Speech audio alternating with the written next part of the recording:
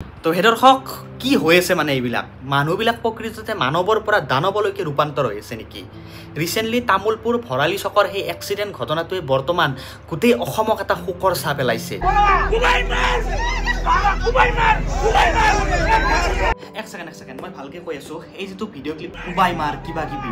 এই ভিডিওটো খুব বেছি ভাইৰেল হৈ আছে আৰু এই ঘটনাটোৰ বিষয়ে বহুতে হয়তো গমো পায় বা বহুতে গমো নাপায় কাৰণ আমাৰ অসমখনত তেনেকুৱাই হৈ থাকে যদি এজন অলপ মানে ফেস ভ্যালু থকা বা পপুলাৰিটি মানুহ হয় তো সেই ঘটনাটো মানে নিউজত বাজি থাকিব বহুত বেছি ভাইৰেল হৈ যায় মানে হেতুৱে চলি থাকে কিন্তু কিছুমান এনেকুৱা ঘটনাও আমাৰ ব্যাকগ্ৰাউণ্ডত চলি থাকে যিবিলাক বহুতে গমেই নাপায় ঠিক একেদৰে কেইবাদিনো হৈ গল এই ঘটনাটো হবৰ কাৰণে অভিষেক দাসৰ লগত লৰাজনক প্ৰহাৰ কৰি হেক কৰি পেলালে কিয় হল এনেকুৱা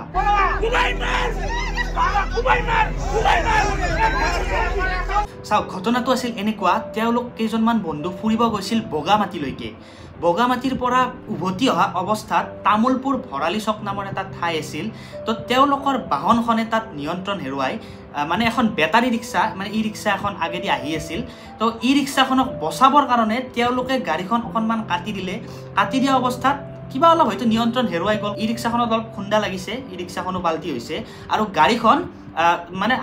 আনবেলেন্স হৈ পিনে এখন দোকানলৈকে সোমাই গৈছে যাৰ ফলত গাড়ীখনৰো বহুত বেছি ক্ষতিপূৰণ হৈছে এক্সিডেন্টটো যদিও ডাঙৰ আছিল গাড়ীখনক চাই বহুত ভয়াবহ আছিল কিন্তু মানুহৰ একো হোৱা নাছিল বা গৰু ছাগলী আন কিবা জীৱ-জন্তুৰ একো ক্ষতি হোৱা নাছিল সেই ইনসিডেন্টটোৰ ক্ষতি হৈছিল একমাত্ৰ দোকানৰ আগৰ পিনে যেটো গাড়ীখন সোমাই গৈছিল দোকানখন ভাঙিছিল ই ৰিক্সাখনো পাল্টি হৈ গৈছিল ই ৰিক্সাখনৰ ক্ষতিপূৰণ হৈছিল সেইখিনি ক্ষতি হৈছিল কিন্তু তাৰে একাংশই আহি পিনে সেই লৰাজনক যিজন মানে চালক আছিল নাম আছিল অভিষেক দাস গাড়ীখনৰ পৰা উলাই আনি পিনে প্ৰহাৰ কৰিছিল সেই সময়ত গাড়ীখনত আবদ্ধ হৈ থকা কেইজনক সহায় কৰিব লাগে নে তাৰ ওপৰত মৰেল পুলিচগিৰি মবলিংচিং কৰাটো উচিত তেনেকুৱা কৰিব নালাগে যেটো ঘটনা হৈ গল অভিষেক দাসৰ লগত তো গাড়ীখনৰ মানে প্ৰত্যেকখন দৰ্জা লক হৈ গৈছিল হিয়তে উলাব পৰা নাই এক্সিডেন্টত যেতিয়া গাড়ীখন ফসি আছে তো সানৰুফখন খুলি পিনে মানে অভিষেকে উলাব চেষ্টা কৰিছিল তো সেই সময়তে তাৰে একাংশই আহি পিনে অভিষেক দাসক সানৰুফৰ ওপৰৰ পৰা উলাই নি ৰাস্তাত লৈ গৈ প্ৰহাৰ কৰে আৰু সেই প্ৰহাৰত আক্ৰমণৰ বলি হৈ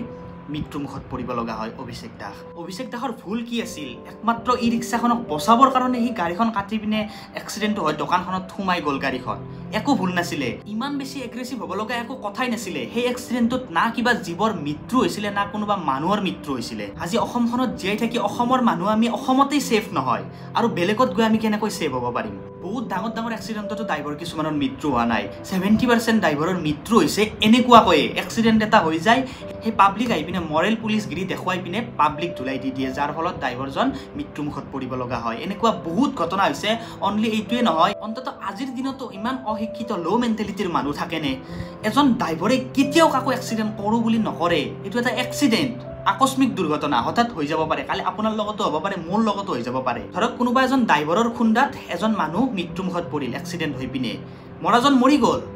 যদি সেই ড্ৰাইভাৰজনক আক্ৰমণ কৰি পাব্লিক ধুলাই দি মৃত্যুমুখত পেলাই দিয়া হয় তেতিয়া সেই এক্সিডেন্ট হৈ মৰা মানুহজন জীয়াই উঠিব নেকি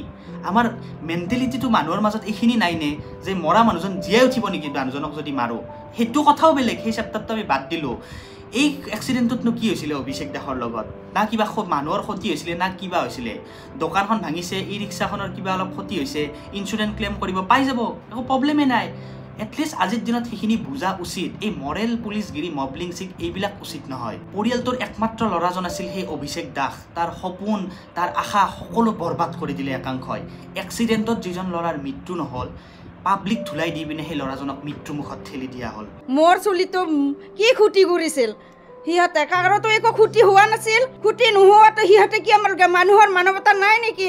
সাইডত কিয় লৈ যাই মাৰিব লাগে মোৰ লৰাটো যেনেকৈ মৰিছে হেনেকৈ ফাঁসি হ'ব লাগে ফাঁসিয়ে লাগে মোক ন্যায় লাগে অভিষেক দাসকতো গাড়ীৰ পৰা ওলাই নি বাহিৰত প্ৰহাৰ কৰিলে আৰু অভিষেক দাসৰ বন্ধু কেইজনৰ মন্তব্য অনুসৰি জানিব পৰা গৈছে যে সিহঁতকো বোলে গাড়ীৰ ভিতৰত একাংশই আহি পিনে ভাবুকি দিছিলে যে তহঁতকো মাৰি পেলাম ইমান লো মেন্টেলিটি নে মানুহৰ আজিৰ দিনত এনেকুৱা ঘটনা এইটোৱে নহয়, এইটো বাৰু আহিল পোহৰলৈকে, এনেকুৱা পোহৰলৈ নহা বহুত ঘটনা আমাৰ মাজত ঘটি গৈ আছে, আমি সেইবিলাক ঘটনা গমেই নাপাওঁ। গভৰ্ণমেণ্টে বাৰু ৰুল কিছুমান আনিছে যে হিট এণ্ড ৰান কৰিব নোৱাৰে, যিটো ঘটনাত মানুহৰ মৃত্যুৱে হোৱা নাই সেই ঘটনাটোতে অভিষেক দাসক মাৰি শেষ কৰি পেলালে। আজি এই নন্দিনী কাশ্যপে হিট এণ্ড ৰান বুলি বহুতে কৈ আছে যে এক্সিডেণ্ট কৰি পিনে পলাইছে, আৰু নপলাবনো কিয়? এটা যদি মোৰ ফালৰ পৰা অপিনিয়ন দিব যাওঁ, যদি সেই সময়ত যদি নন্দিনীত কোনোবাই সেনেকৈ আক্ৰমণ কৰিলে হয় তেতিয়া সেই ৰিস্কটো কোনে ল'লে হয়? বুজিছেনে? এতিয়া মানে মানুহে পলাবই এক্সিডেণ্ট কৰিলে, ৰখাৰ কোনো কথাই নাভাবে। গভৰ্ণমেণ্টে কিছুমান এনেকুৱা আইন উলিয়াওক যাতে যিখিনি ঠাইত এক্সিডেণ্ট হ'ব সেই ঠাইখিনিত যদি ড্ৰাইভাৰৰ ওপৰত আক্ৰমণ কৰা হয় তো তাৰে গোটেইখিনি মানুহকে এৰেষ্ট কৰা হ'ব।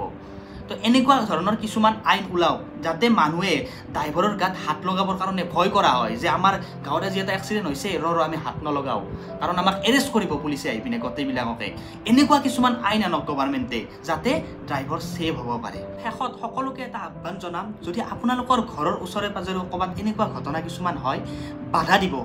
এনেকৈ কাকো কেতিয়াও প্ৰহান নকৰিব। কাৰণ কিয়? মৰাজন হয়তো মৰি যাব পাৰে এক্সিডেণ্টত, কিন্তু তাৰ লগত জীয়াই থকাজনক কিয় মাৰি পেলায়? আমাৰ অসমত যদি আমিয়ে যদি ছেফ নহয়, আমিয়ে যদি আমাক সুৰক্ষা কৰিব নোৱাৰোঁ, কালি বাহিৰৰ মানুহে আহি আমাক কি কৰিব? গতিকে নিজেই নিজৰ মাজত সুখত জীয়াই থাকক না। কিয় ইমান এগ্ৰেছিভ আজিকালি মানুহবিলাক গম নাপাওঁ, মানে চব উল্টা পুল্টা হৈ গৈছে। অভিষেক দাসৰ বাৰু এই ঘটনাটো আমি গম পালোঁ, এনেকুৱা বহুত কিছুমান ঘটনা ঘটি আছে যিবিলাক ঘটনা পোহৰলৈকে অহা নাই। বহুত এনেকুৱা ড্ৰাইভাৰৰ জীৱন শেষ হৈ গৈছে, যিবিলাক ড্ৰাইভাৰে নেকি অন্ততঃ গাড়ী চলাই পিনে পৰিয়ালক পোহপাল দি আছিলে। বহুত বেছি বেয়া লাগিছে। আশা কৰোঁ আগন্তুক দিনত কাৰো লগত এনেকুৱা নহওক, অভিষেক দাস আৰু তেওঁৰ পৰিয়ালে ন্যায় পাওক, আৰু যি একাংশই অভিষেক দাসক প্ৰহাৰ কৰিছিলে তো দোষীয়ে আইনীভাৱে উচিত শাস্তি লাভ কৰক, তাৰে কামনা কৰিছোঁ। ধন্যবাদ।